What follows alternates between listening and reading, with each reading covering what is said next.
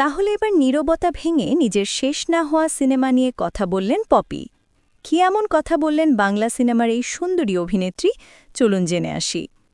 দীর্ঘদিন ধরে নিজেকে আড়াল করে রেখেছেন অভিনেত্রী সাদিকা পারভিন পপি। তিনি আড়ালে চলে যাওয়ার কারণে আটকে আছে ভালোবাসার প্রজাপতি, কাঠগড়ায় শরৎচন্দ্র সহ কয়েকটি সিনেমা। নির্মাতারাও দীর্ঘ সময় ধরে কোনো খোঁজ পাচ্ছিলেন না অভিনেত্রীর। 5 বছরের বেশি সময় ধরে অভিনয় থেকে দূরে আছেন পপি। 2022 সালে চলচ্চিত্র শিল্পী সমিতির নির্বাচনে একটি ভিডিও বার্তা দিলেও তিনি ছিলেন ধরাছোঁয়ার বাইরে। এবছরের শুরুতে পারিবারিক দ্বন্দ্বের কারণে পপি প্রকাশ্যে আসেন। জানান বিয়ে, সন্তান, সংসারের খবর। পপির খোঁজ পাওয়ার পর নির্মাতারা আটকে থাকা সিনেমা নিয়ে আশা দেখছিলেন। পপির সঙ্গে যোগাযোগ করে সিনেমার কাজ শেষ করার চিন্তা করছিলেন। তবে পপি ছিলেন নিশ্চুপ, সিনেমা নিয়ে কোনো কথা বলছিলেন না। সম্প্রতি নীরবতা ভেঙে নিজের শেষ না হওয়া সিনেমা নিয়ে কথা বললেন পপি। স্বীকার করলেন বেশ কয়েকটি সিনেমা তার জন্য ঝুলে গেছে।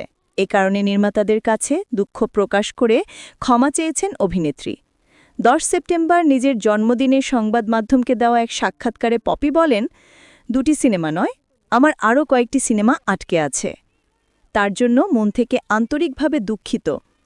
আমার কারণে এইসব সিনেমার নির্মাতারা বিপাকে আছেন। কিন্তু মানুষের জীবনের সব সিদ্ধান্ত হয় ওপর থেকে। মানুষ চাইলেও অনেক কিছু করতে পারে না।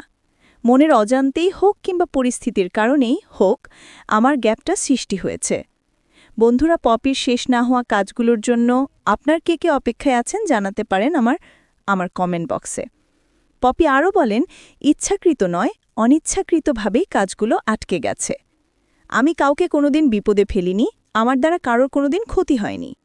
ইচ্ছা আছে যদি কখনো সুযোগ হয় আটকে থাকা কাজগুলো শেষ করে দেব, না হলে মাফ চেয়ে নেওয়া ছাড়া করার কিছু নেই।